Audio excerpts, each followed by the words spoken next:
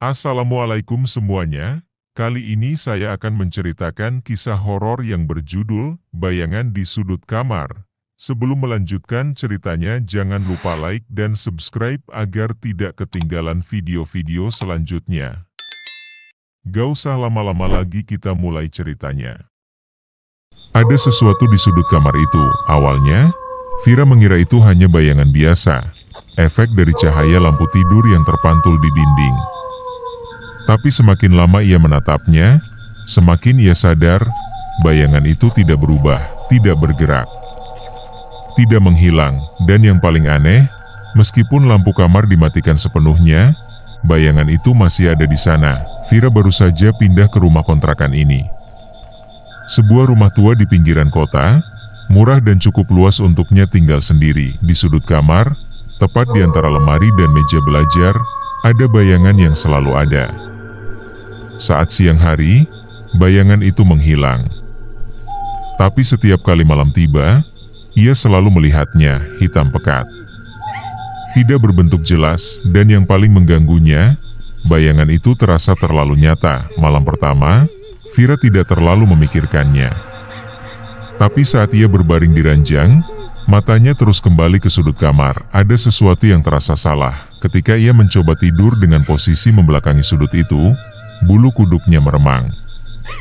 Seakan ada seseorang yang sedang menatapnya dari belakang, tapi ia menutup mata erat-erat, memaksa dirinya untuk tidur. Malam berikutnya, rasa takutnya semakin bertambah. Saat ia menyalakan lampu tidur dan menatap sudut kamar, bayangan itu berubah posisi, tidak banyak, tapi cukup untuk membuat Vira tersentak, seolah-olah sesuatu di sana bergerak sedikit lebih dekat ke tempat tidurnya. Jantungnya berdegup kencang. "Aku cuma capek. Aku cuma capek," gumamnya, berusaha menenangkan diri, tapi kemudian ia melakukan kesalahan. Ia memutuskan untuk mengambil foto sudut kamar itu. Saat melihat layar ponselnya, darahnya langsung membeku. Di dalam foto, bayangan itu bukan hanya ada di sudut kamar, bayangan itu punya mata. Sepasang mata putih kecil menatap lurus ke arahnya. Ponselnya hampir jatuh dari tangannya. Dengan panik, ia menyalakan lampu utama kamar, dan saat lampu terang memenuhi ruangan, bayangan itu menghilang. Vira tidak ingin tidur, tapi matanya terlalu berat. Pukul 3 pagi, ia terbangun dengan perasaan aneh. Kamarnya gelap, lampu tidurnya padam entah sejak kapan, dan kemudian, ia mendengar sesuatu, suara napas pelan. Berada di dalam kamar, tepat di sudut itu, dengan tangan gemetar, ia meraba ponselnya di meja samping. Ia menyalakan layar, membiarkan cahayanya menerangi sedikit ruangan. Jantungnya hampir berhenti. Bayangan itu kini lebih dekat, lebih tinggi, lebih besar, dan yang lebih buruk, ia bisa mendengar bisikan dari arah bayangan itu. Suara serak, berbisik pelan, "Aku tahu kau bisa melihatku." Vira tidak bisa bernapas. Ia menutup mata, berharap itu hanya mimpi buruk, tapi suara itu semakin dekat. "Jangan tutup mata, Vira. Jangan berpura-pura tidak melihatku." Vira tidak bisa tinggal di rumah ini lagi. Pagi harinya, ia menelepon pemilik rumah, mengatakan bahwa ia ingin pindah secepat mungkin. Tapi pemilik rumah hanya tertawa kecil. "Kau melihatnya juga, ya?" katanya pelan. Vira terdiam. "Jangan coba-coba berkomunikasi dengannya," lanjut pemilik rumah. "Semakin kau memperhatikannya, semakin kuat ia menjadi." Jantung Vira berdebar semakin cepat. "Tapi kau sudah membiarkannya tahu bahwa kau melihatnya?" Pemilik rumah menghela napas. "Kalau begitu, kau harus keluar malam ini juga." Tanpa membuang waktu, Vira mengemasi barang-barangnya, tapi saat malam tiba, sebelum ia sempat pergi, listrik rumah padam, kegelapan menyelimuti semuanya, dan dari sudut kamar, suara itu berbisik lagi, lebih dekat dari sebelumnya. "Kau tidak bisa lari, Vira." Vira berlari keluar rumah tanpa membawa apapun. Ia tidak peduli dengan barang-barangnya.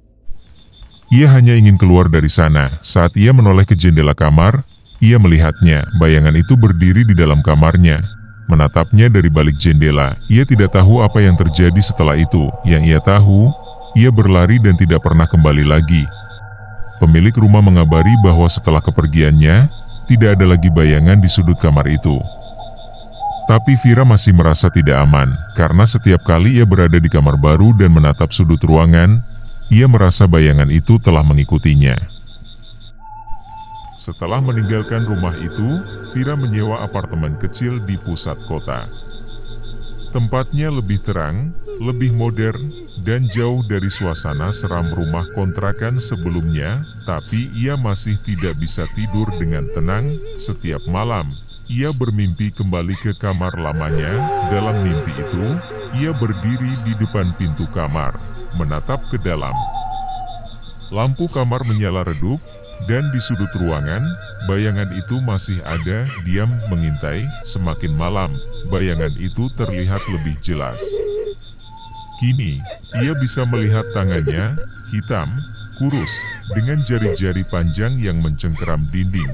Dan yang paling menyeramkan, bayangan itu kini memiliki senyum lebar yang tidak seharusnya dimiliki manusia.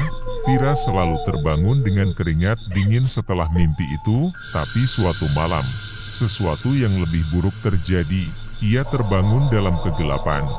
Di apartemennya sendiri, tapi apartemennya terasa berbeda, dingin, sunyi, dan saat ia melihat ke sudut kamar, bayangan itu ada di sana. Ia telah mengikutinya. Vira mencoba mengabaikannya.